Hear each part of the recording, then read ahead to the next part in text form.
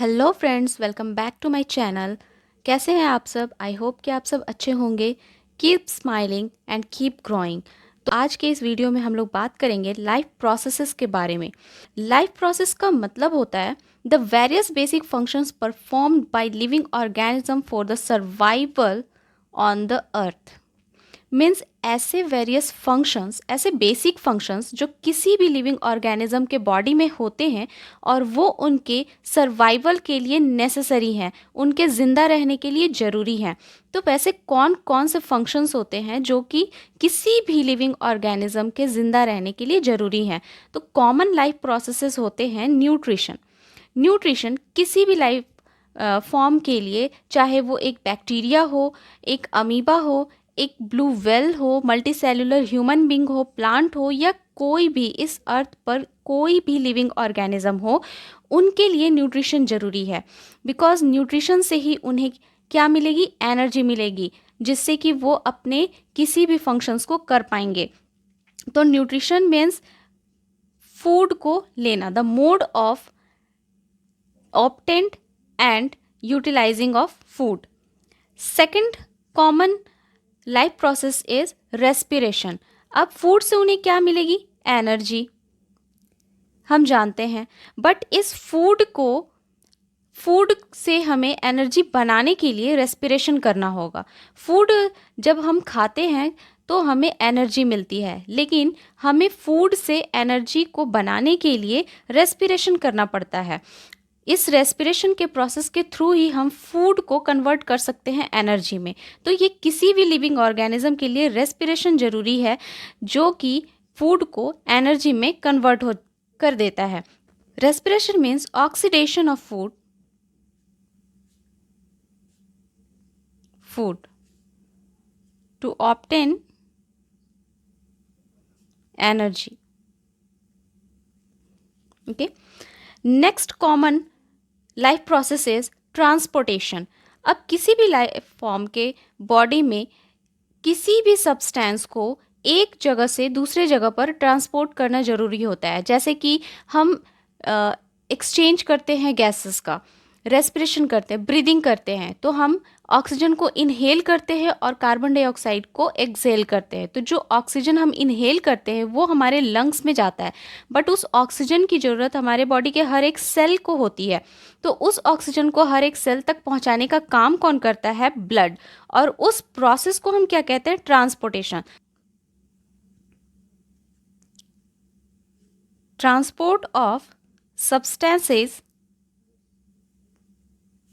throughout the body.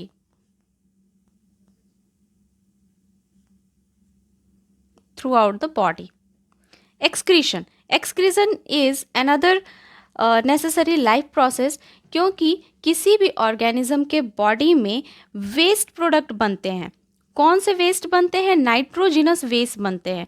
Nitrogenous waste कैसे बनते हैं? हमारे बॉडी में हर टाइम, एवरी टाइम जो है मेटाबॉलिक रिएक्शंस होते रहते हैं। तो उस मेटाबॉलिक रिएक्शंस के थ्रू बनते हैं नाइट्रोजिनस वेस्ट, और उस नाइट्रोजिनस वेस्ट को बॉडी से बाहर निकालना बहुत ज़रूरी होता है, क्योंकि अगर ये नाइट्रोजिनस वेस्ट को हम अपने बॉडी से बाहर नहीं निकालेंगे तो फिर हमारे ऑर्गन्स ख़राब होने लगेंगे, टिश्यूज़ ख़राब होने लगेंगे। तो नाइट्रोजिनस वेस्ट को बॉडी से बाहर निकालने के प्रोसेस को हम कहते हैं एक्सक्रीशन। तो ये कुछ कॉमन लाइफ प्रोसेसेस है जो हर एक लिविंग ऑर्गेनिज्म के लिए ज़रूरी हैं इस अर्थ पर सर्वाइव करने के लिए। तो उसमें से सबसे पहला जो हमारा लाइफ प्रोसेस है वो है न्यूट्रिशन, जिसके बारे में हम बात करते हैं। तो what is nutrition? Nutrition, the process of obtain and utilize the food by an organism is called nutrition. किसी भी लिविंग ऑर्गेनिज्म के थ्रू फूड को ऑब्टेन करना एंड उसको अपने बॉडी में यूटिलाइज करना।